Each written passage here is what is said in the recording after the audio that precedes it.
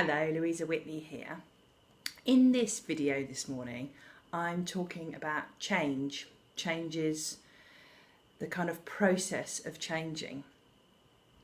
And I think an awful lot of people are scared of change. And I would absolutely put myself in that category. I think we all have areas where we might contemplate change or look at change, but other areas where if somebody suggests it, there's kind of an instant fear that you just think, no, definitely not, don't want to consider that. And the fear of change is something that comes up time and time again when a couple separate, because separation naturally means not just changes, but often quite a lot of big changes. It can mean moving house. In some cases, it can mean children moving schools. It means changing your family structure, and so on and so on. And make no bones about it, that is really scary, and it's okay to be scared of change. What I think is where the concerns come up is when people are paralysed by change and the thought of change. And sometimes I see people who very much feel like, a rabbit in the headlights. It's that kind of, you can see something coming, you know it's coming towards you, but you simply can't do anything about it. And it's something that I thought would be really useful to talk about in the video, because I think there's a whole scale, and at one end there's people that sort of change regularly and always embrace change, and sometimes maybe even change for the sake of just having a change. And then at the other end of the scale, you've got people who like everything to be the same. They want to not change anything because they're happy where they are, or maybe just safe where they are. Safe and happy sometimes overlap, but they're not always the same thing. And I think often there's a real mindset around change, that people kind of think about the change and think of all the things that are going to be really awful about it, and then that leads them to the conclusion that actually they're far better off where they are.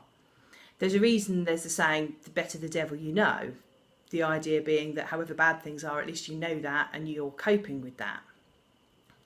In some cases, people aren't coping with that, but in terms of the kind of change factor, I find it quite interesting that the saying is better the devil you know. It's not sort of better the angel or wonderful thing, something positive. And I think that probably speaks volumes. What do I think are the key factors in embracing change as part of a separation? One of the things I think is empowering people to feel that they can do this change. They can do this change, and it might even be okay in the end. And that is really about taking steps and starting to look at what happens next and how to deal with the fears, but also how to map it out gradually. Because, for anybody to have to sit there and say, right, well, you're going to sell your home, you're going to have to go back to work, you're going to have to do all these things, lots of big changes in a short space of time is hugely, hugely unsettling. And so it's important to pace those and to deal with them at a sensible rate. And that's where mediation is really, really powerful, because it's empowering to make your own decisions with support from the mediator, from a lawyer, from a counsellor, whoever you need to make those decisions, and to find a timetable for that change that everybody can live with and thinks they can work through.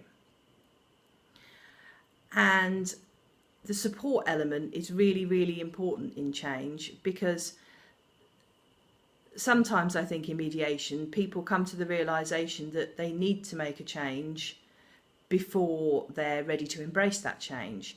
And that feels like being forced, and it feels like a huge pressure about that.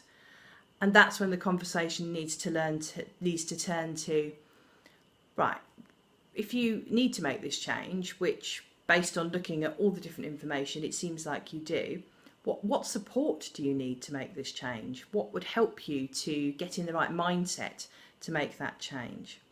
And that's something that we can do as part of the mediation process. And it's a really important part of looking at what people need to go forward, so that they can work out not just what needs to change, but also how those changes can be effected or brought about. So I hope that's really useful. If you do want any more information about mediation, then please go to my website, which is www.lkwfamilymediation.co.uk. Thank you.